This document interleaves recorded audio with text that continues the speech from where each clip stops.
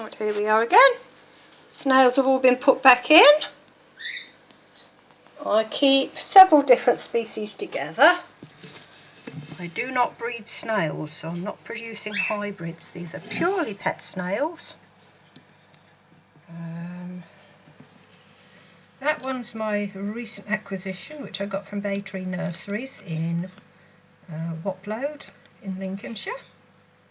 Very attractive snail, very, very pretty, clinging for dear life to his piece of cuttlefish.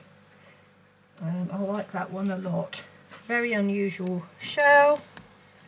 There are some babies that I got given to me. There's my big snail Dainty with a little hitchhiker. There you go. And a couple more on dandelions. I like dandelion leaves, and they do too, and they're full of calcium, so ever so good for snailies who need calcium. So there we go, they're already coming out. The one from Bay Tree Nurseries I got a couple of weeks ago.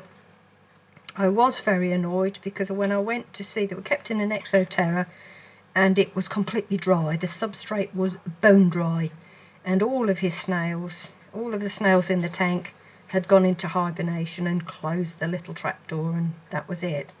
And I actually did get quite annoyed with him and quite savage and said basically, I want to see you spray the tank now.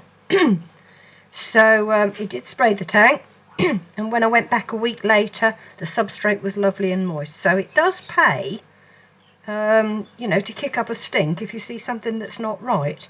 And I know they're only snails, and they were only £2 a piece, but that's beside the point. You know, they're living beings, and if pet shops are not prepared to lead by example and show people how they should be kept, then they should stop selling them, quite frankly. You know, there's no need for that. So Dainty is now coming out. He or she has probably smelled the fish flakes, which she likes a lot, don't you, Dainty? Yes, I can see you looking at me. Have you got fish flakes?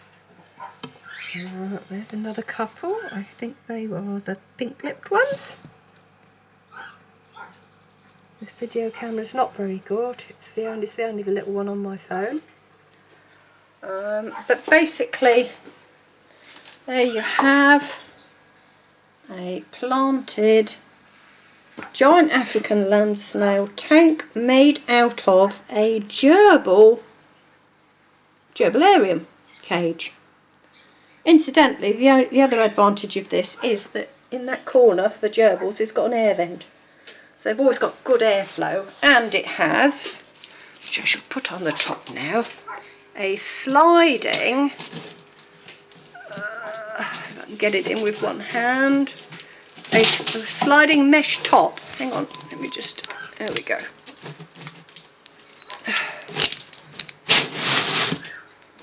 It's got a sliding mesh top.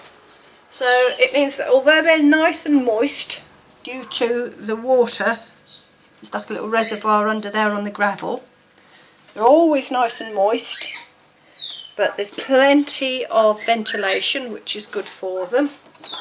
And just put the thing on top.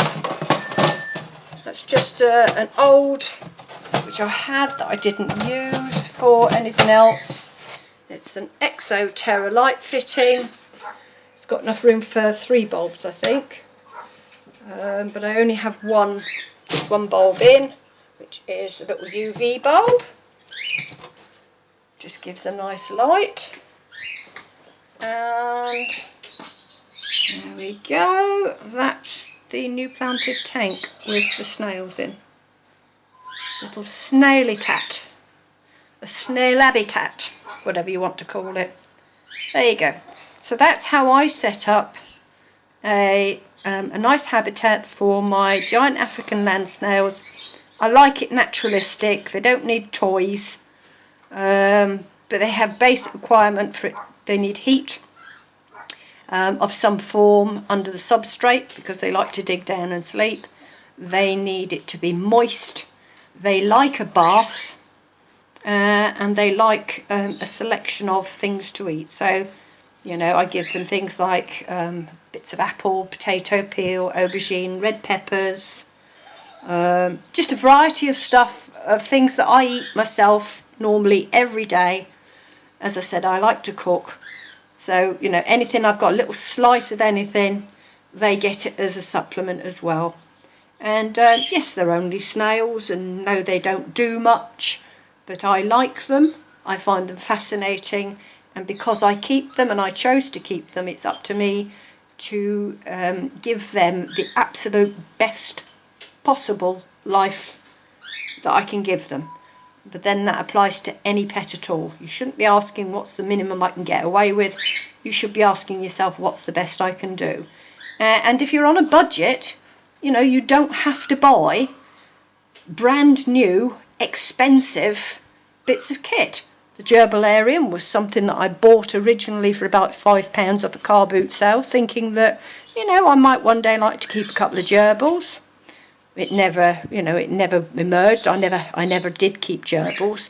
But the tank's so useful for land snails, with a little bit of adaptation. You know, it cost me nothing to adapt. I already had the silicone with which to seal it. As you can see, there are drips forming off the bottom. There's a slow drip comes off the where it isn't sealed at the front.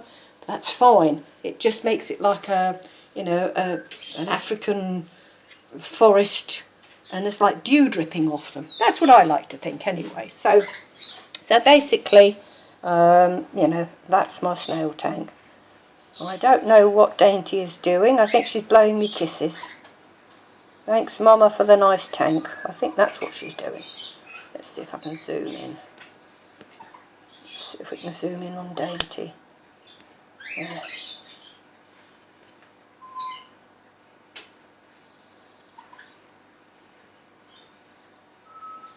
Well, that looks like she's blowing me kisses.